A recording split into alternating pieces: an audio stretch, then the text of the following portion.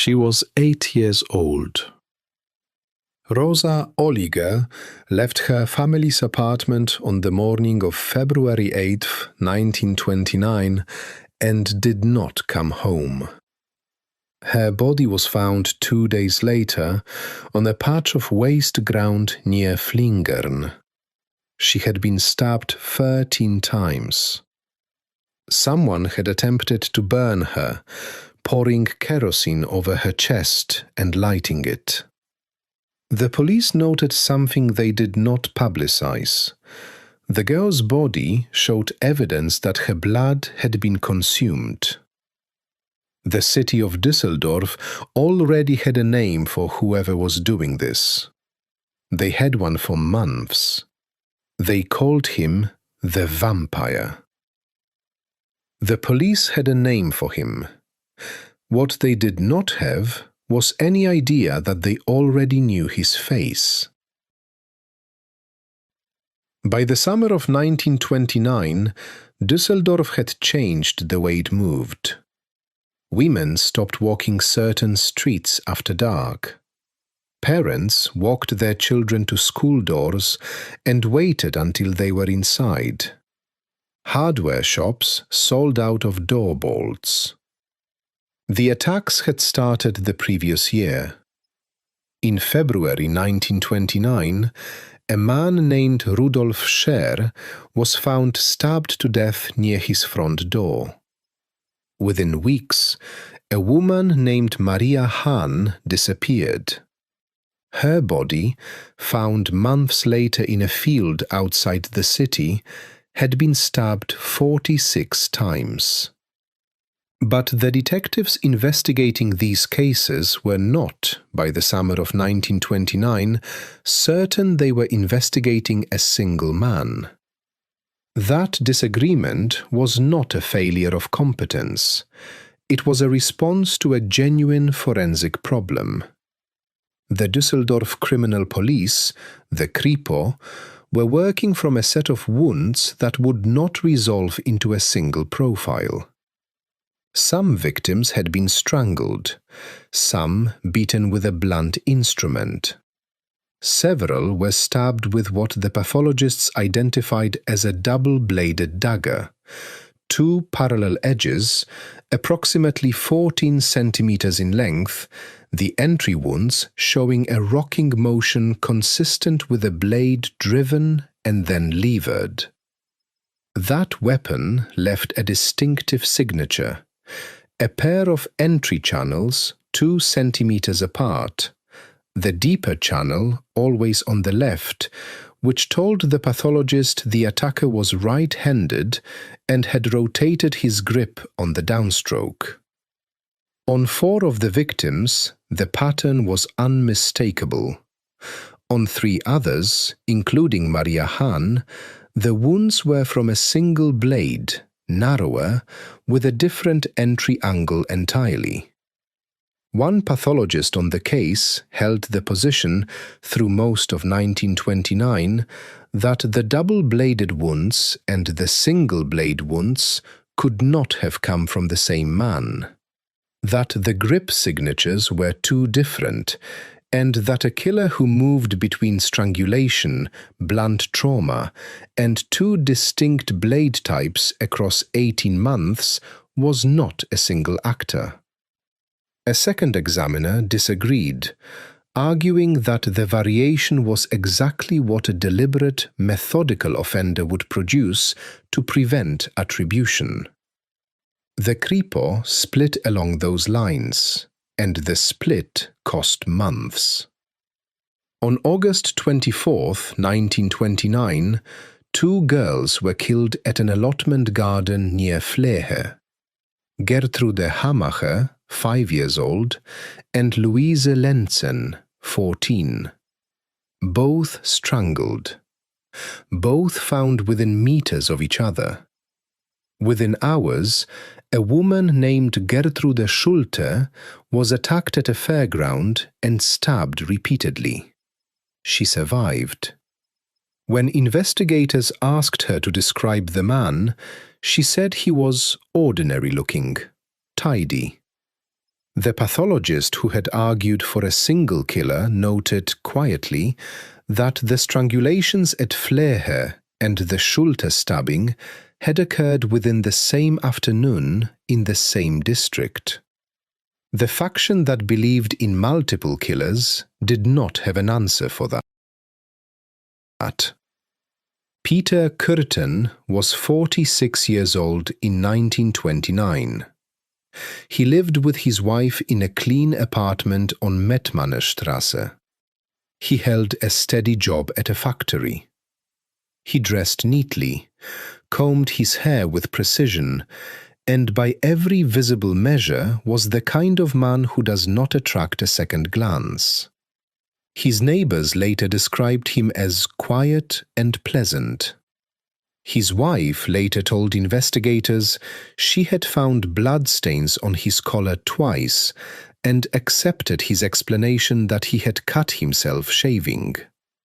What the case files document is a life built from the beginning on violence. Kürten was born in 1883 in Mülheim am Rhein, the third of 13 children.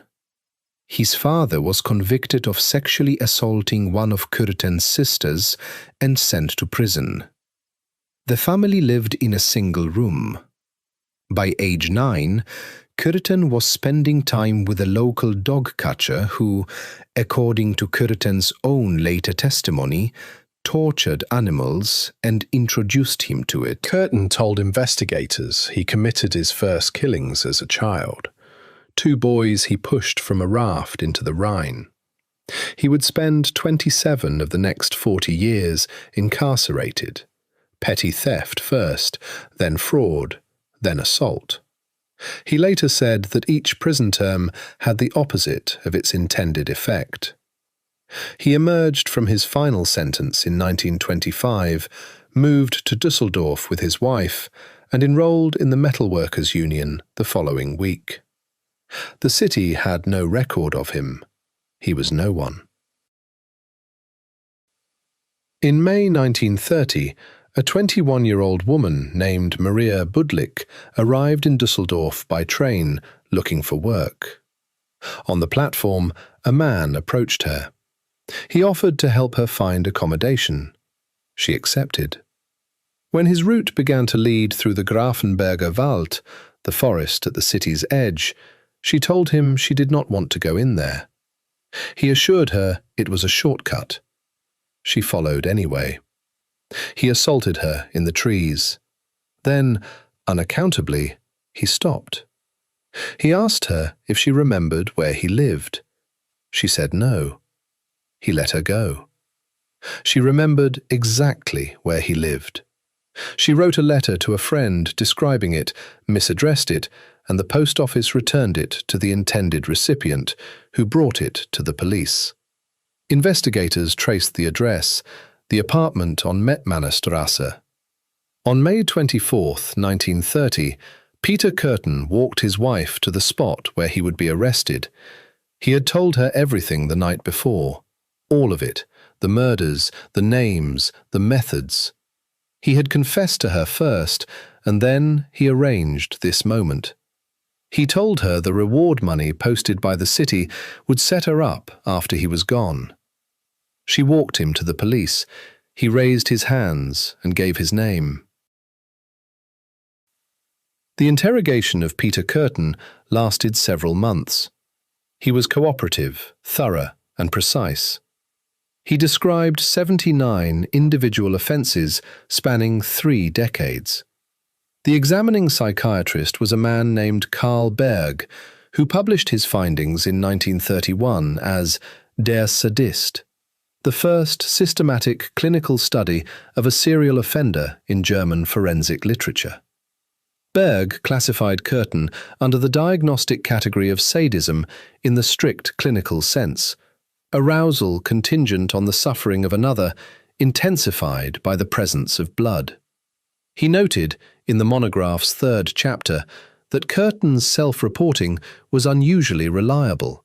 Cross-referenced against crime scene evidence, his accounts were accurate on details the police had not released publicly. Berg documented Kürten's account of what he sought in the attacks. He described an arousal response tied to the sight of blood, specifically to watching it. He told Berg that drinking it intensified that response. The trial opened in April 1931. The charge sheet ran to 68 pages. Kürten was charged with 9 murders and 7 attempted murders, though the Kripo's internal files listed a further 11 incidents they could not formally attribute, cases where the wound signature matched but where a surviving witness was unavailable or evidence had degraded. Those 11 remain unresolved in the official record. Fritz Lang was among those who attended. The film he released that year, M, featured a child murderer in a German city. How Kürten operated in Düsseldorf for 4 years, attacking at fairgrounds, on public paths, at tram stops, without identification, is a question the trial record does not close. 3 explanations have been advanced, and none eliminates the others. The first is structural. The Düsseldorf Kripo in 1929 was under-resourced even by Weimar-era standards. The department was running several major investigations simultaneously, its case file system was not centralized, and the forensic pathologists were consulted independently rather than as a coordinated team. The factional split over single versus multiple killers was not just an intellectual disagreement. It meant that surveillance resources were divided, and that no single officer held the complete picture at any one time. The second explanation is deliberate camouflage. Kürten chose victims across a wide demographic range, children, adult women, adult men, and varied his method in a way that Berg later suggested was not random. Berg's clinical notes record Kürten stating that he considered the police to be watching for a particular type and that changing type was a form of protection. Whether this was a post-arrest rationalization or a genuine operating principle during the killings cannot be confirmed. The third is the one the pathologists had been arguing about since February. The wound evidence genuinely supported multiple perpetrators. The double-bladed dagger wounds and the single-blade wounds were different enough that at least one independent examiner, reviewing the case files after the conviction, maintained that not all of the attributed attacks could have been committed by a single, right-handed individual using the grip pattern documented. That position did not prevail, but it was never fully answered either. Maria Budlik had been inside Kürten's apartment. She had seen his face in full light and walked out his front door knowing his street. He had asked her if she remembered where he lived, and she had said no. He let her go. What is documented is that the letter she wrote, the one that misaddressed itself back into police hands, was the only reason the investigation ended when it did. The jury returned its verdict on April 22, 1931. Guilty on all 9 murder counts. Peter Kürten was sentenced to death 9 times, 1 for each confirmed murder. He was transferred to Klingelputz prison in Cologne to await execution. He spent his final months talking to Karl Berg. He ate well and slept soundly, by the guard's account. He expressed an interest in what decapitation would feel like, whether, in the second after the blade fell, he would be able to hear the blood leaving him. On July 2, 1931, Peter Kürten was executed by guillotine in the courtyard of Klingelputz prison. He was 48 years old. The city put out newspapers that morning with a single word above the fold: done. Kürten's skull was preserved and is currently held at the Ripley's Believe It or Not Museum in Wisconsin. The 8-year-old girl found burning on waste ground in Flingen, Rosa Oliger, with her wool coat and her 13 stab wounds. She had been dead for more than a year before anyone had a name to put on what killed her. The 11 cases the Kripo could not formally close were filed without attribution and have not been reopened. A city locked its doors. And every morning it unlocked them again, because the man on the other side looked like everyone else. If a story like this is why you're here, hit subscribe. We open a new file every few days. Every file in the vault has a story. We'll see you at the next one.